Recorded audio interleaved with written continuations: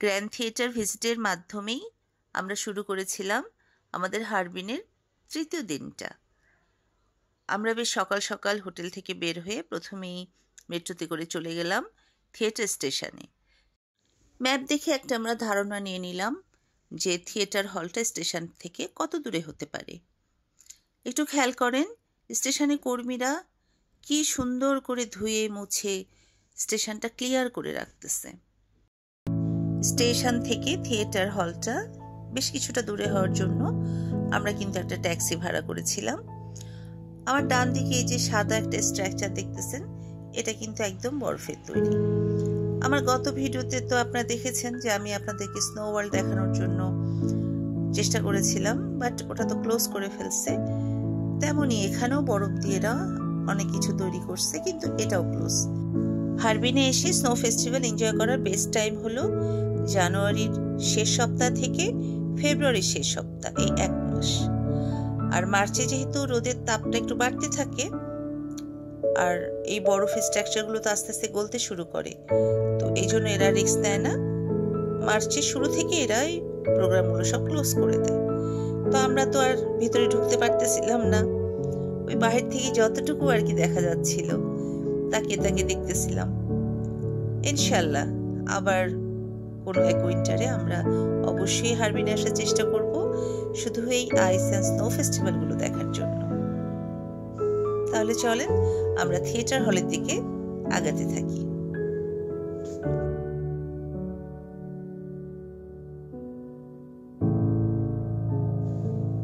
নদীর ওপারে যে কতগুলো বিল্ডিং দেখা যাচ্ছে, আমাদের হোটেলটা কিন্তু ঠিক ওখানেই। আর উইন্টারে কিন্তু হারবিনে মূলত এই নদীটা দুধার ধরেই কিন্তু ওরা স্নো ফেস্টিভ্যালগুলো আয়োজন করে থাকে।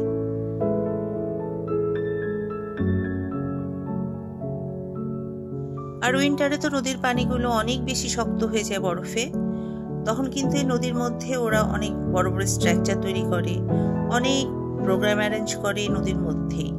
এই নদীর মধ্যে বিভিন্ন রেস্টুরেন্ট তৈরি হয়, ফুড কোর্ট থাকে, আপনি বিভিন্নভাবে এই নদীর মধ্যেই এনজয় করতে পারবেন।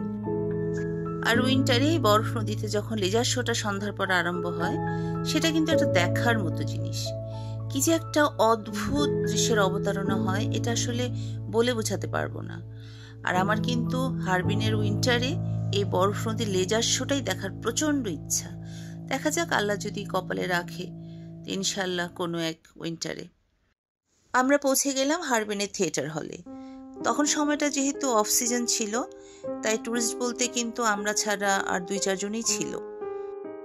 চারপাশে পরিবেশটা কেমন নীরব, কেমন শান্ত, তাই না? বিশাল একটা এলাকা জুড়ে কিন্তু থিয়েটার হলটা অবস্থিত। আমরা থিয়েটার হলে ঢোকার আগে আশপাশটা একটু ঘুরে ঘুরে দেখতেছিলাম। সত্যি কথা বলতে কি, চারপাশটা এত নিরিবিলি ছিল, প্রথমে কিন্তু আমি অনেক ঘাবড়ে গেছিলাম। বেশ কিছুক্ষণ পরে মাত্র 2 জন স্টাফ আমাদের নজরে পড়েছিল, যারা ক্লিন করতেছিল জায়গাটা। আর থিয়েটার হলের উপরে যখন আমরা গেলাম, তখন কয়েকজন ওখানকার লোকাল কিছু মানুষ আমরা দেখলাম, তাও হাতে গোনা 4-5 জনই হবে। যেহেতু সেদিন ওয়েদারটা অনেক সানি ছিল, তাই তাদেরকে দেখলাম তারা বাচ্চা কাচ্চা নিয়ে একটু টাইম পাস করতেছে। ব্যাস, পুরো এলাকাতে এই কয়জনই আমাদের নজরে পড়ল। আর উইন্টারে কিন্তু এই জায়গাটাই দেশি বিদেশি হাজারো হাজারো পর্যটকের সরগরম থাকে। আর এখন সিজন যেহেতু নাই, দেখেন কোনো মানুষজনের অস্তিত্বই নাই। এই তো আমরা আশপাশটা একটু বাহির দিয়ে দেখলাম, তারপরে আমরা আস্তে আস্তে থিয়েটার হলে ভিতরে চলে গেলাম। একটু ঘাবড়ালেও ভাবতেছিলাম যে না, চায়নাতে তো অ্যাটলিস্ট ক্রাইমটা হবে না। সো আমরা এতদূর যখন চলেই আসলাম, ভাবলাম যে আমরা একটু থিয়েটার হলের ভিতরেও যাই। আমরা চলে আসলাম থিয়েটার হলের একদম উপরে। চারপাশটা কেমন ফাঁকা ফাঁকা, হাতে গোনা যাবে 2-4 জন মানুষই সেদিন আমরা ওখানে দেখেছিলাম। উইন্টারে যখন স্নোফল হয়, তখন কিন্তু এই জায়গাটা পুরা সাদা সাদা হয়ে থাকে। আর এই যে থিয়েটার হলের এই যে উপরে খাঁজ কাটা কতগুলো জায়গা দেখা যাচ্ছে, এদিক দিয়ে কিন্তু সন্ধ্যার পরে লেজার মারে, তখন কিন্তু এই জায়গাটাই এক অন্যরকম রূপ ধারণ করে। দিনের হারবিনের সৌন্দর্য যেমন আপনাকে একরকম আকৃষ্ট করবে, আবার সন্ধ্যার পর যখন হারবিনের লাইটগুলো জ্বলে ওঠে, বিভিন্ন বিল্ডিং থেকে লেজার শোগুলো স্টার্ট হয়ে যায়, তখন কিন্তু আপনার আকর্ষণের মাত্রাটা অন্য লেভেলে পৌঁছে যাবে। অনেক ঠান্ডা একটা শহর, কিন্তু যখন রাতের আলোকসজ্জাগুলো স্টার্ট হয়ে যায়, এই ঠান্ডাতেও কিন্তু আপনি অনেকগুলো সময় বাইরে থাকতে বাধ্য হবেন, যেটা আমাদের বেলায় হয়েছিল। একই জায়গা কিন্তু আপনি দিনে রাতে মিলাতে পারবেন না। হারবিনে কিন্তু এটাই মজা। দিনের বেলাতেও যেমন আপনি হারবিন শহরটা ঘুরে ঘুরে এনজয় করতে পারবেন, আবার সন্ধ্যার পরেও কিন্তু আপনি হারবিন শহরটায় লেজার শোগুলো এনজয় করতে পারবেন।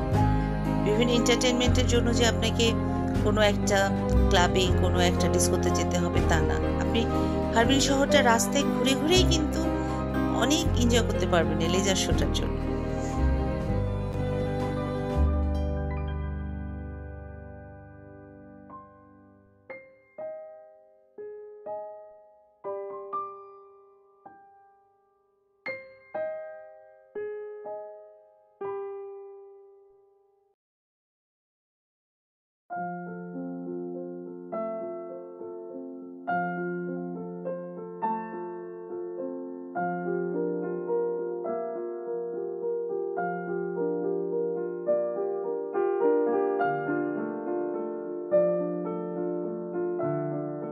থিয়েটার হল দেখা শেষে এবার আমরা চলে আসলাম রাশিয়ান সিটিতে। রাশিয়ান সিটিতে প্রবেশ করার আগে আপনাদেরকে এই রাশিয়ান সিটির মেট্রো স্টেশনটা একটু দেখাই। আসলে হারবিনে দেখলাম প্রত্যেকটা মেট্রো স্টেশন ভিন্ন ভিন্ন থিমে বানানো। স্টেশনগুলোও কিন্তু দেখতে ভালোই লাগতেছিল। তাহলে চলেন এবার রাশিয়ান সিটি দেখা যাক।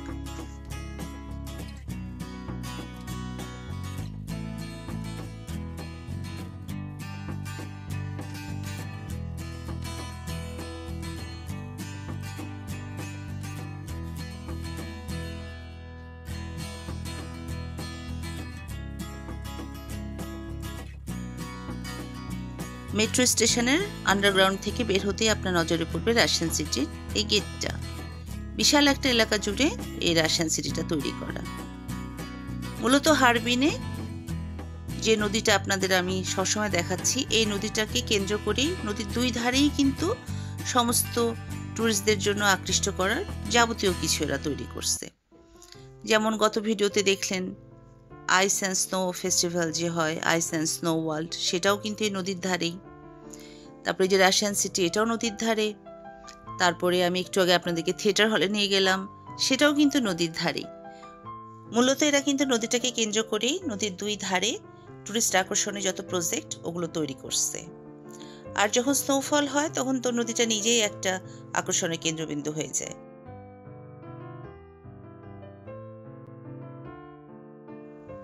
মেন গেট থেকেও কিন্তু বেশ খানিকক্ষণ হেঁটে রাশিয়ান সিটির ভিতরে প্রবেশ করতে হয়। তবে এই পথটা ধরে হাঁটতে কিন্তু ভালো লাগতেছিল। তখনও রাস্তার দুই পাশে আবার ওই ভিতরে বনের ভিতরে দেখেন একদম বরফে সাদা হয়েছিল। আমরা রাশিয়ান সিটির দিকে হেঁটে হেঁটে আগাচ্ছিলাম আর দুই পাশে সৌন্দর্য উপভোগ করতেছিলাম।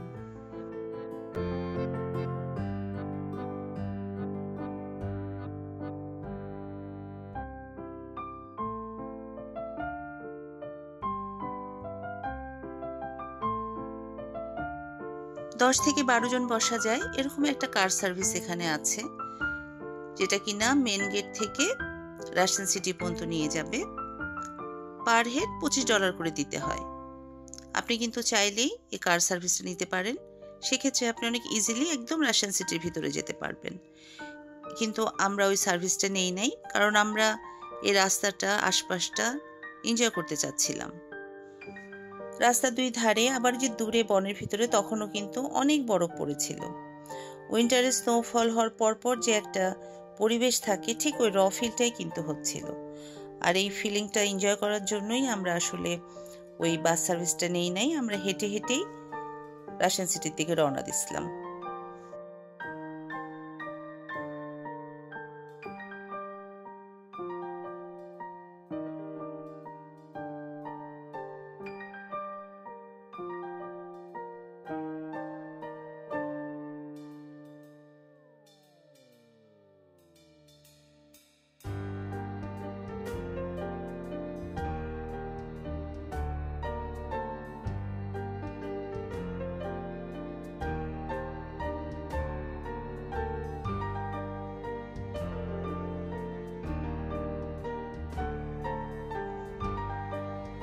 ওই যে নদীর ওপারে আমাদের হোটেল এলাকা। এরা মূলত যত বড় বড় সিটি নদীর এপারেই তৈরি করছে, কারণ নদীর এপারটা যেহেতু অনেক ফাঁকা ফাঁকা বড় জায়গা এরা পাইছে, সো অনেক বিশাল জায়গা নিয়ে এক একটা প্রজেক্ট তৈরি করছে। এই ব্রিজটা পার হলেই রাশিয়ান সিটি এলাকা শুরু। ওই যে দূরে আর একটা ব্রিজ দেখা যাচ্ছে, ওটা কিন্তু আমাদের হোটেলের একদম সাথে। আমি আমার হারবিনের দিনের প্রথম যে ভিডিওটা, ওখানে কিন্তু নদীর পাড়ে ওই ব্রিজটা আপনাদের দেখাইছি।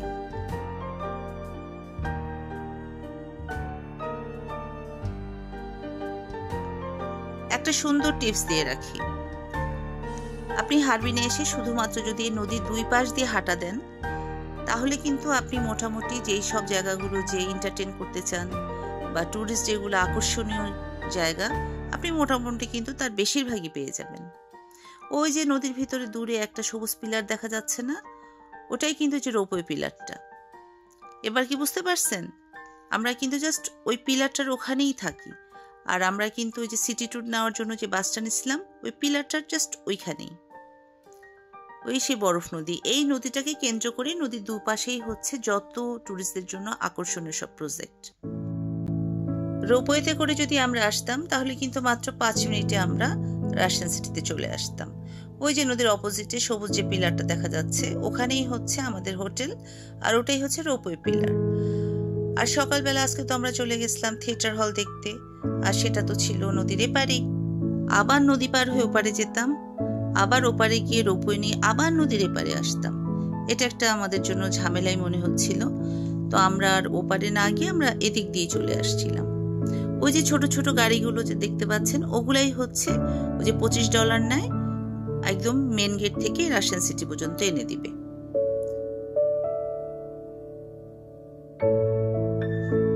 চলে আসলাম রাশিয়ান সিটিতে। আমার আগের এক ভিডিওতে আপনাদেরকে আমি বলেছিলাম যে হারবিনে মেন যে টুরিস্ট এলাকাগুলো আছে, ওখানে কিন্তু অবিরাম পিয়ানোর টুংটাং শব্দ বাজতেই থাকে। শুধুমাত্র রেস্টুরেন্টের ভিতরে গেলেই যে আপনি মিউজিকটা শুনতে পাবেন তা কিন্তু না। এই যে দেখেন একটা ওপেন স্পেস আপনি দেখতেছেন, ইনফ্যাক্ট আপনি পুরা রাশিয়ান সিটিতে ঘুরে বেড়াবেন, পার্কে, জঙ্গলে, সবখানেই আপনি এই পিয়ানো শব্দটা শুনতে পাবেন। আসলে বিভিন্ন গাছের মধ্যে ওরা ওই যে সাউন্ড বক্স ফিট করে রাখছে।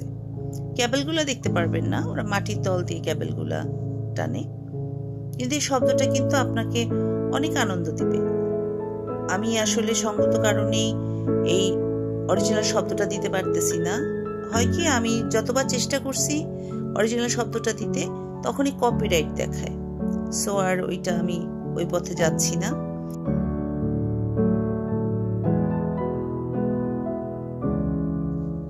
রাশিয়ান সিটিটা কিন্তু সত্যি অনেক সুন্দর ছিল। রাশিয়ার বাড়িঘর, রাশিয়ার রাস্তাঘাট, রাশিয়ার রেস্তোরাঁ যেমন হয় আর কি, আপনি এখানে আসলে মানে সেই রাশিয়ার একটা ফিল পাবেন। আর আমি তো আগেই আপনাদেরকে বলেছিলাম যে হারবিনে কিন্তু মোটামুটি সব জায়গাতে আপনি একটা রাশিয়ার প্রভাব পাবেন। আমরাও ঘুরে ঘুরে রাশিয়ান সিটিটা যতটা সম্ভব ছিল দেখতেছিলাম, কারণ আমরা তো একদিনে বেশ কয়েকটা জায়গা ট্রাভেল করতেছিলাম, আমাদের তো হাতে যথেষ্ট সময় ছিল না। সত্যি কথা বলতে কি, আসলে রাশিয়ান সিটিটা পুরাটা ঘুরতে আপনার একদিনও কম সময়, আর আমাদের তো এত সময় ছিল না, আমরা হয়তো বা একটা দিনই থাকতাম। সেই জন্য আমরা ওই অল্প সময়ের মধ্যে যতটুকু পারছি একটু দেখার চেষ্টা করছিলাম।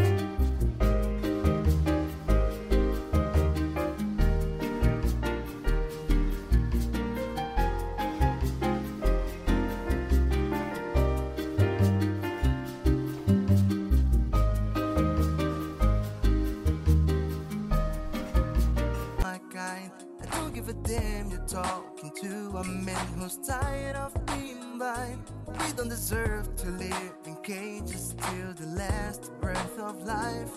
All I know right now is that she came like thunder in the sky. I'm freaking out every night. Give me your love and you'll always remember. Give me your love and you'll never surrender. Give me your love, give me your love, give me your love. Cause you're blowing up my mind. We're no longer denying. Give me your love, we just learn it by trying. Give me your love, give me your love, give me your love.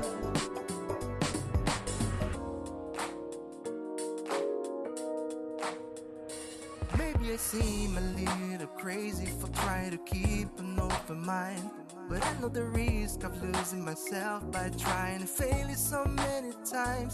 They all left a piece of light, but it's yours, I want to see fly high. Because anyone with me has all the right to dream away. We'll be turning in day by day. Give me your love and you'll always remember. Give me your love and you'll never surrender. Give me your love, give me your love, give me your love. Cause you're blowing up my mind. We're no longer denying. Give me your love, we just learn it by trying. Give me your love, give me your love, give me your love.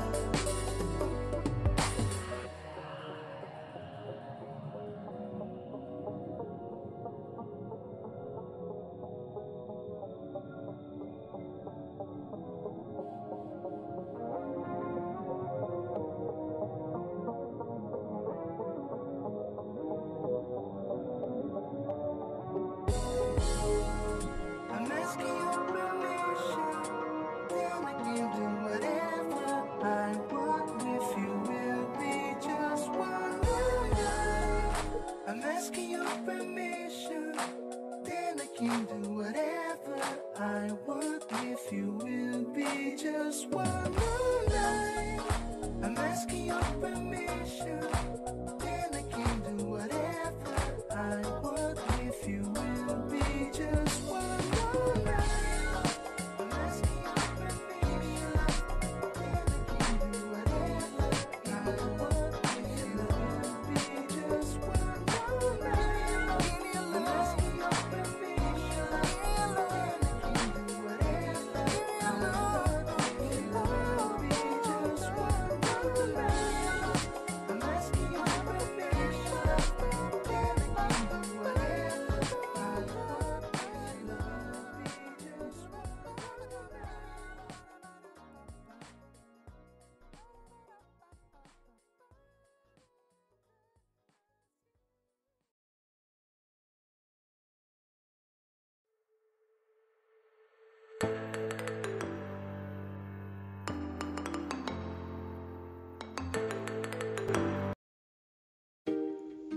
Russian সিটিতে কাটানো আমাদের আজকের এই মুহূর্তগুলো বাকি জীবনে কিন্তু আমাদের বারবার মনে পড়বে। সত্যি কথা বলতে কি, এখানে এসে আর কোথাও যেতে ইচ্ছা করতেছিল না। যদিও আমাদের হাতে সময় খুব একটা নাই, আমাদের আগামীকাল ফিরে যেতে হবে, তারপরেও এখান থেকে না যেতে ইচ্ছা করতেছিল না। আর এখানে যত কিউট কিউট আর সুইট সুইট সব এন্টারটেনিং ব্যাপার স্যাপার আছে না, সেগুলা না এনজয় করতে খুব মজা লাগতেছিল। যে কেউ আসলে কিন্তু এখানে ছোট বাচ্চার মতো এনজয় করবেন। এরপর চলে আসলাম নদীর ধারে সূর্যাস্ত দেখার জন্য। যেহেতু আগামীকাল আমাদের ফ্লাইট, ফিরে যেতে হবে, তো বরফের নদীতে এটাই আমাদের শেষ সূর্যাস্ত। আগামীকাল সূর্যাস্ত দেখতে পাবো, এয়ারপোর্ট যেতে যেতে তো সূর্যাস্ত আমাদের চোখে পড়বেই। আলহামদুলিল্লাহ, দুর্দান্ত একটা সূর্যাস্ত এনজয় করলাম। এরপরে সন্ধ্যাতে আমরা চলে গিয়েছিলাম সেন্ট সোফিয়া ক্যাথেড্রালে, আর সেখানকার গল্প নিয়ে হাজির হয়ে যাব আমার পরবর্তী ভিডিওতে। তাহলে আপনাদের সাথে আমার আবার দেখা হচ্ছে আমার পরবর্তী ভিডিওতে। ততদিন সবাই ভালো থাকেন। আল্লাহ হাফেজ।